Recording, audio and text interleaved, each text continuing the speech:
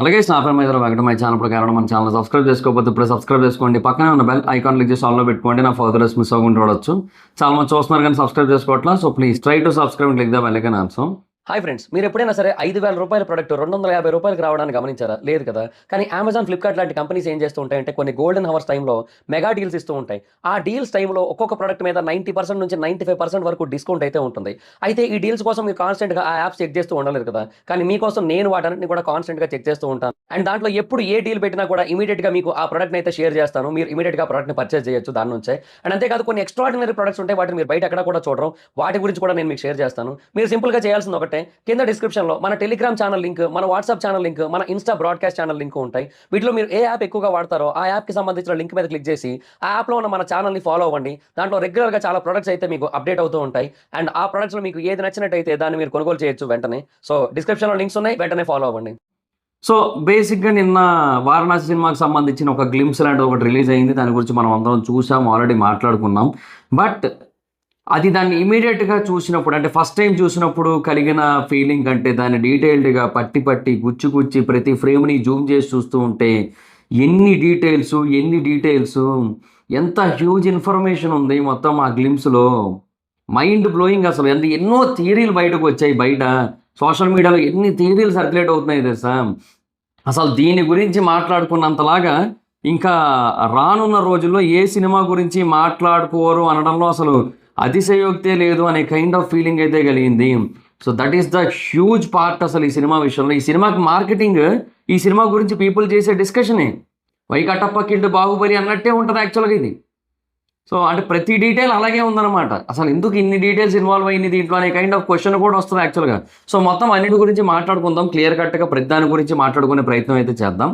So first of all మనకి ఇమీడియట్గా glimpse చూసినప్పుడు ఏంటంటే అవన్నీ కూడా విజువల్స్ లాగా అనిపించాయి. అంటే స్టార్టింగ్లో మనకి ఏవైతే చూపించారో అవన్నీ కూడా విజువల్స్ లాగా, అంటే వారణాసి 512 CE, తర్వాత ఒక ఆస్ట్రాయిడ్ శాంభవి 2027లో వస్తుందని, తర్వాత అంటార్క్టికా, ఆ తర్వాత ఇంకా వేరే ప్లేసెస్ లైక్ ఆఫ్రికాలోని వైల్డర్నెస్ కావచ్చు, లేదంటే తర్వాత ఒక అమ్మవారి గుహ, తర్వాత ఒక నదీ ప్రాంతంలో హిపోపోటామస్లు అన్నీ కూడా ఒక వానరాన్ని మింగేయడానికి ట్రై చేయడం. సో ఇలాంటి ఫ్రేమ్స్ అన్నీ మనం కంటిన్యూస్గా చూస్తూ వచ్చాం కదా, ఒకదాని తర్వాత ఒకటి మనం వరుసపెట్టి చూస్తూ వచ్చాం కదా.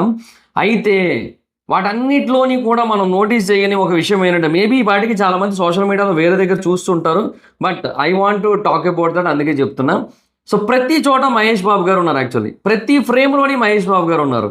ఆ అంటార్క్టికా వైల్డర్నెస్ ఏదైతే, ఆ అంటార్క్టికా ఐస్ షెల్ఫ్ ఏదైతే ఉందో దాని మీద మహేష్ బాబు గారు ఉన్నారు. దాని మీద మహేష్ బాబు గారు పైకి క్లైమ్ చేస్తున్నారు. అక్కడ ఉన్నారు మహేష్ బాబు గారు. అంటే రివర్స్ చేసిన షాట్లో మనకైతే మహేష్ బాబు గారు కనబడలేదు, కానీ స్టార్టింగ్లో పైకి ఉన్న దాని మీద అయితే కనబడ్డారు. అండ్ ఇంకొకటి, ఆ రివర్స్ చేసింది ఏదైతే ఉందో అది కైలాస పర్వతాన్ని కొంచెం దగ్గరగా పోరుంది అనే ఒపీనియన్ కూడా ఉంది. ఇంకా we have to wait and watch. Cinema చూసిన తర్వాతే మనకు అది కన్ఫర్మా కాదా అని తెలుస్తుంది. తర్వాత రెండోది, ఈ ఆఫ్రికాలోని అంబోసెలి వైల్డర్నెస్ ఏదైతే ఉందో దాన్ని చూపించినప్పుడు కూడా అక్కడ ఒక పర్సన్ పారాచూట్ వేసుకొని పారాగ్లైడింగ్ చేసుకుంటూ వస్తున్నాడు. ఆ పర్సన్ ఎవరో కాదు, మన మహేష్ బాబు గారి. సో ఈ గ్లోబ్ ట్రోటింగ్ అంటే ప్రపంచం అంతా తిరుగుతూ ఉన్న క్రమంలో ఇవన్నీ కూడా కవర్ చేస్తున్నారు అనడానికి మనకు అదొక హింట్ అయితే ఇచ్చారు. అండ్ దీని తర్వాత అంటే ఈ ఆఫ్రికా అనేది ఫినిష్ అయిపోయిన తర్వాత మనకి నెక్స్ట్ చూపించే ఫ్రేమ్ ఆ హిపోపోటామస్లో ఒక వానరాన్ని చంపడానికి ట్రై చేయడం. సో దీంట్లో కూడా దాన్ని బాగా జూమ్ చేస్తే చివర ఒక చెట్టు దగ్గరకి చిన్న కాంతి కనబడుతోంది. ఆ కాంతిలో కూడా మహేష్ బాబు గారు ఉన్నారు. అక్కడ కూడా he is there in that position also. So అక్కడ ఉన్నారు. అండ్ అది మాత్రమే కాదు, ఇక్కడ ఇంకొక డీటెయిలింగ్ కూడా ఉంది. మహేష్ బాబు గారు ఆ వానరాన్ని కాపాడడానికి ట్రై చేస్తున్నారు. మీరు గమనించినట్టయితే ఒక కోతి పైకి ఎగురుతోంది కదా, ఆ ఎగురుతున్న కోతి ఒక తాడును పట్టుకోవడానికి ట్రై చేస్తోంది. అండ్ ఆ తాడును పట్టుకున్నది మహేష్ బాబు గారు. సో ఆ వానరాన్ని కాపాడడం అనమాట. బేసిక్గా ఇక్కడ మనకి రామాయణానికి సంబంధించిన కనెక్షన్ కూడా ఉంది మీరు కొంచెం గమనించినట్టయితే. అంటే రాముడు వానర సైన్యాన్ని కాపాడుతూ ఉంటాడు, తర్వాత సుగ్రీవుణ్ణి కాపాడుతాడు వాలి బారి నుంచి. ఇలాంటి ఆస్పెక్ట్స్ అన్నీ ఉన్నాయి కదా. సో వాటిని మేబీ ఇక్కడ తీసుకొని వచ్చి ఉండొచ్చు. సో రామాయణానికి సంబంధించిన లింక్ ఇక్కడ కూడా మనకి చాలా స్పష్టంగా కనబడుతోంది. అక్కడ ఆ వానరాన్ని ఆ తాడుతో కాపాడడానికి ఆ కోతి ఆ తాడుని అందుకోవడానికి ట్రై చేస్తోంది గాల్లోకి ఎగిరి. సో ఆ తర్వాత అదేంటది హిపోపాటమస్ నోటిలోంచి వెళ్ళి ఒక గుహలోకి వెళ్ళినట్టు వెళ్ళి వానాంచల్లోని ఉగ్రబత్తి అనే ఒక కేవ్ని మనకు చూపించారు కదా. ఆ కేవ్లో కూడా పైనుంచి హీరోయిన్ ఎర్ర శారీలో పడుతూ ఉంటే ఆ పక్కన ఆ కోటలోని ఒక దాన్ని పట్టుకొని వేలాడుతూ అక్కడ కూడా మహేష్ బాబు గారు ఉన్నారు.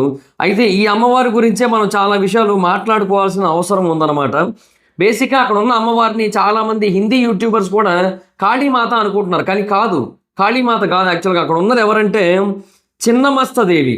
ఆవిడ ఏంటంటే అంటే చాలా శక్తివంతమైన దేవత అండ్ హిందూ దేవతల్లో అత్యంత రౌద్రమైన దేవత. ఆవిడ కాళ్ళ కింద కామ అండ్ మోహ ఇవి ఏవో ఉంటాయన్నమాట. మోహిని సంథింగ్ అంటే ఆ కాలి కింద ఇద్దరు ఉంటారు. సైడ్ వచ్చి దాకిని వర్షిని అని చెప్పి ఒక ఇద్దరు ఉంటారు. సో మనకి ఆ షాట్ని కనుక మీరు గమనించినట్టయితే అక్కడ కూడా మీకు ఆవిడ కాళ్ళ కింద ఒక 2 విగ్రహాలు ఉన్నట్టు, ఆవిడ లెఫ్ట్ సైడ్ రైట్ సైడ్ 2 విగ్రహాలు ఉన్నట్టు కనబడుతూ ఉంటుంది. ఆ 2 విగ్రహాలకి కూడా ఈవిడ మెడ నుంచి ఒక తాడు, ఈవిడ ఇటువైపు ఒక తాడు వెళుతూ ఆవిడ తలకు ఒక తాడు వెళ్తున్నట్టు ఉంటుంది కదా. ఆ 3 ఏంటంటే రక్తపు దారలు. ఆ రక్తపు దారల్ని ఆవిడ తన పక్కనున్న డాకిని అండ్ వర్షినికి ఇస్తూ ఉంటుంది. అండ్ తన తలకి కూడా ఆ రక్తాన్ని ఆవిడ ఇచ్చుకుంటూ ఉంటుంది. సో అలాగా తన దాహాన్ని తన రక్తంతో తను తీర్చుకుంటూ తన వాళ్ళ దాహాన్ని కూడా తన రక్తంతో తీర్చేంత శక్తివంతమైన దేవత అనమాట. అంటే చాలా శక్తివంతమైన దేవత అండ్ చాలా పవర్ఫుల్ అని కూడా నమ్ముతూ ఉంటారు. అండ్ ఇంకొకటి ఏంటంటే దశ మహావిద్యాస్ అని చెప్పి ఒకటి ఉంటుంది అనమాట. అండ్ శక్తి అవతారంలో అత్యంత శక్తివంతమైన అవతారం అనమాట. ఆ దశ మహావిద్యాల్లో మహావిద్యల్లో ఒకరు. సో అలా అనమాట. చాలా శక్తివంతమైన దేవత, చాలా రౌద్రమైన దేవత కూడా. బేసిక్గా ఈ దేవత గురించి మన సైడ్ ఎక్కువగా తెలియదు, కానీ హిందీ వాళ్ళ సైడ్ మటుకు చాలా బాగా తెలుసు. అండ్ పీపుల్ చాలా ఎక్కువగా పూజిస్తూ ఉంటారు. అండ్ అమ్మవారిని శాంతింపజేయడం కోసం చాలా చేస్తూ ఉంటారు కూడా యాక్చువల్లీ. సో ఇవన్నీ కూడా ఉన్నాయి. అండ్ అలాంటి ఒక అమ్మవారి విగ్రహాన్ని అక్కడ పెట్టాలి అనే ఆలోచన ఏదైతే ఆయనకు వచ్చిందో దానికి మనం హ్యాట్స్ ఆఫ్ చెప్పుకోవాలి.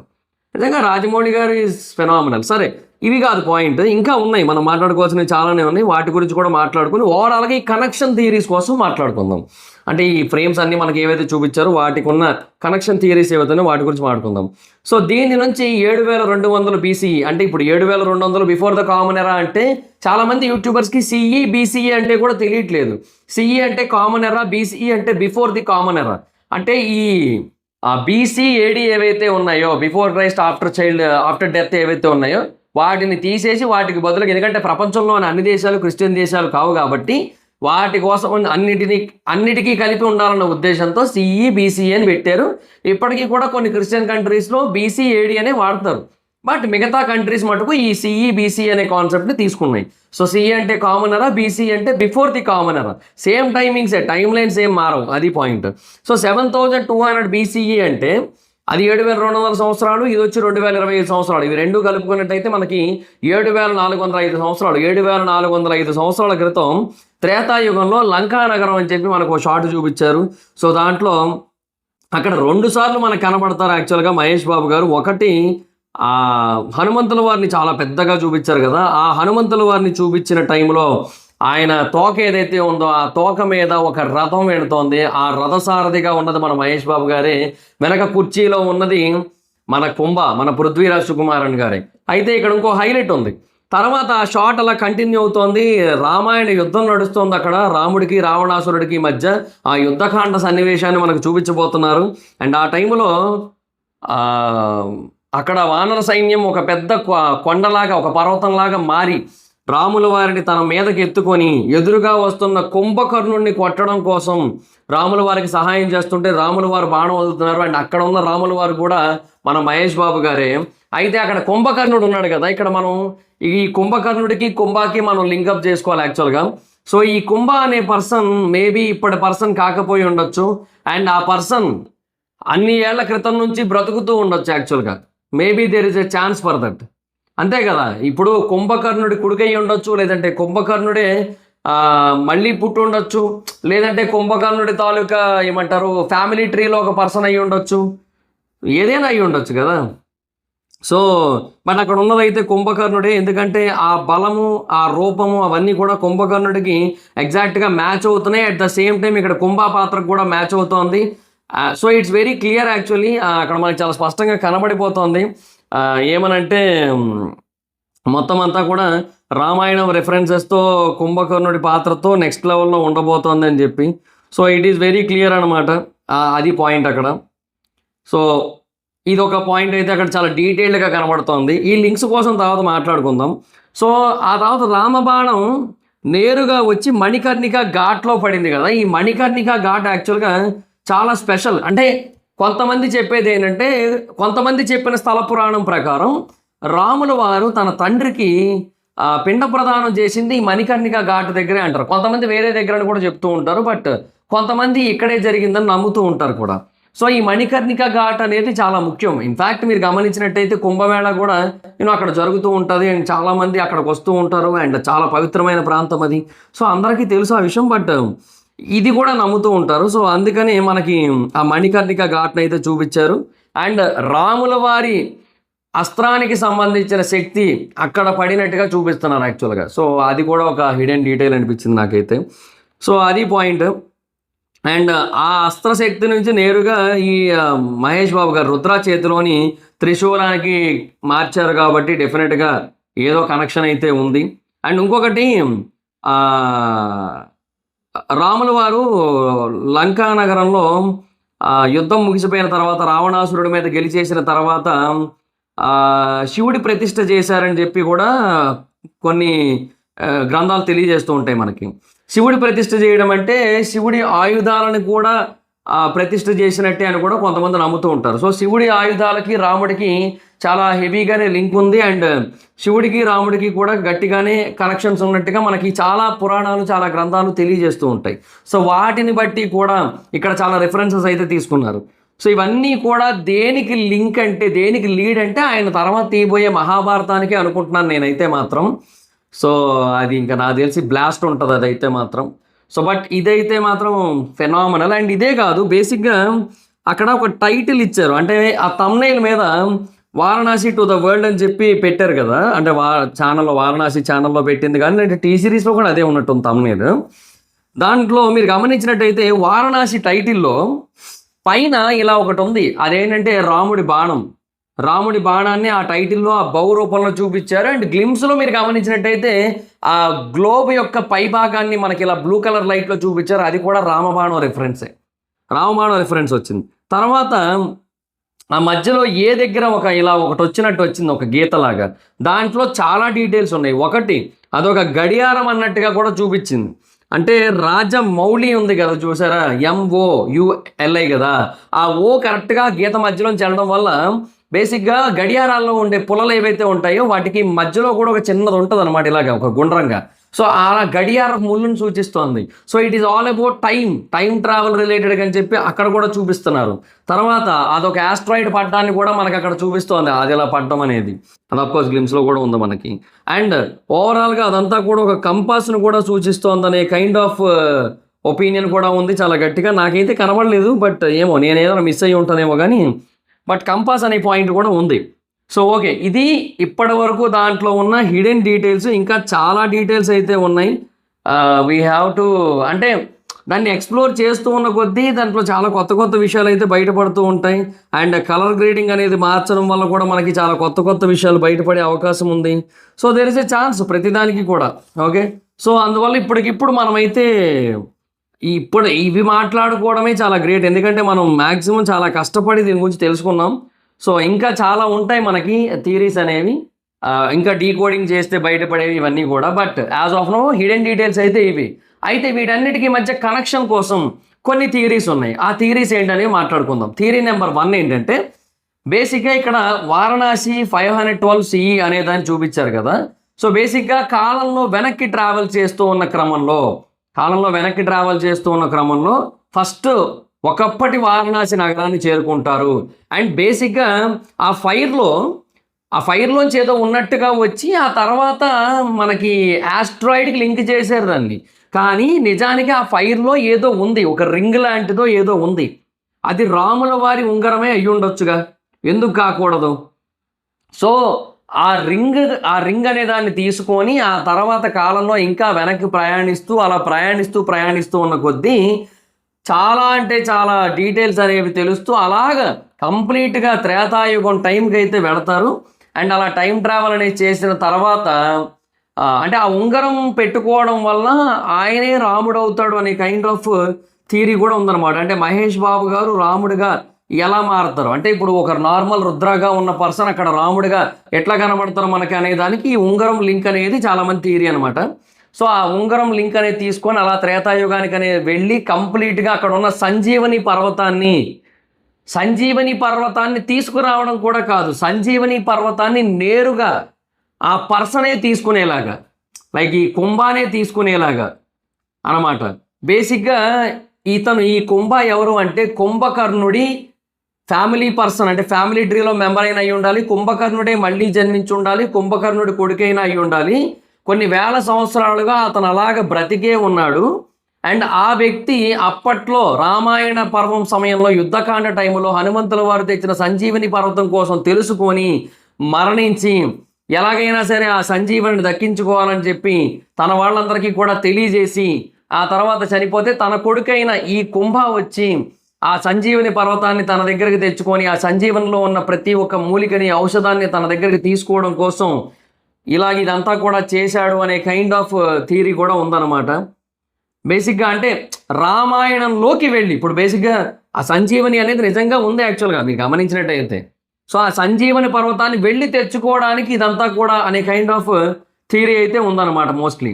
సో దానికోసం మరి అంటార్టికాలోని ఐస్కి ఎందుకు, ఆ తర్వాత ఆఫ్రికాలోని ఆ వైల్డర్నెస్కి ఎందుకు, ఆ గుహలోకి ఎందుకు, ఇవన్నీ అంటే బేసిక్గా వీటన్నిటికీ ఇక్కడ అన్ని చోట్ల కూడా రాముల వారు సందర్శించినట్టుగా కానీ లేదంటే రాముల వారు తిరిగినట్టుగా కానీ, అంటే ఆ వనవాసం టైంలో తిరిగినట్టుగా కానీ సంచరించినట్టుగా కానీ చెబుతూ రాముల వారికి సంబంధించిన కొన్ని గుర్తులు లేదంటే రాముల వారికి సంబంధించిన కొన్ని ఆయన మార్గాన్ని చూపించే కొన్ని సంకేతాలు అవన్నీ కూడా హింట్స్ అవన్నీ అక్కడ ఉన్నాయి. సో వాటన్నిటిని కూడా కలెక్ట్ చేస్తేనే గ్యాదర్ చేస్తేనే వెళ్ళగలరు. సో అది పాయింట్, ఆ రామాయణాన్ని చేరుకోగలరు, రామాయణం వరకు అంటే ఆ టైం ట్రావెల్ చేసి అక్కడ వరకు వెళ్ళగలరు, వెళ్ళినా కూడా అక్కడ సర్వైవ్ కాగలరు. ఇలాంటి కొన్ని పాయింట్స్ అయితే ఉన్నాయన్నమాట. సో వీటన్నిటిని కూడా దృష్టిలో పెట్టుకొని అదంతా కూడా చేస్తారు, ఆ గ్లోబ్ ట్రోటింగ్ యాక్షన్ అడ్వెంచర్ అంతా కూడా చేస్తారు. ఈ క్రమంలో మహేష్ బాబు గారికి అంటే ఆ రుద్రాకి చాలా జంతువులు సహకరిస్తాయి, ఒక వానర సైన్యం సహకరిస్తుంది, లేదంటే సింహాలు సహకరిస్తాయి. అందులో ఇప్పుడు ఈ గ్లిమ్స్లో ఏదైతే ఒక కోతిని కాపాడతారో హిపోపోటామస్ల నుంచి, ఆ కోతి సహాయం చేస్తుంది. తర్వాత బాబ్ ది జూనియర్ అనే ఒక సింహం గురించి కూడా మెన్షన్ చేశారు కదా, బాబ్ ది జూనియర్ కూడా సహాయం చేసే అవకాశం ఉంది. సో మనకి చాలా డీటెయిల్స్ అయితే దాచి ఉంచుతున్నారు, ఇంకా చెప్పట్లేదు. అండ్ ఇది కూడా 2 పార్ట్ల సినిమానే, ఇది కూడా ఇప్పుడప్పుడే రివీల్ చేయట్లేదు, కానీ ఇంత పెద్ద స్కేల్లో ఉన్న సినిమాని 2 పార్ట్లుగానే తీస్తారు.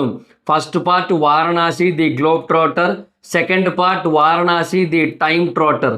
సో ఇదే కన్ఫామ్ అని చెప్పి కూడా చాలామంది చెప్తున్నారనమాట.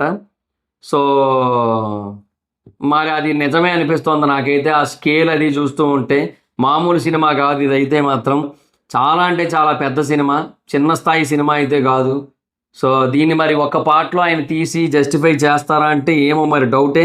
రాజమౌళి గారు చేయాలనుకుంటే చేసేస్తారు, కానీ నాకేమనిపిస్తుందంటే అది ఇప్పుడు బేసిక్గా RRR అంటే అది బేసిక్గా ఒక పర్టికులర్ జోన్లో మాత్రమే జరిగే సినిమా కదా.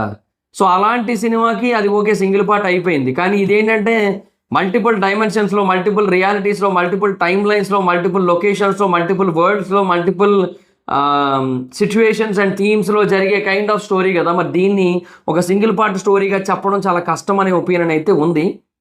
చూడాలి మరి ఏంటి పరిస్థితి అనేది.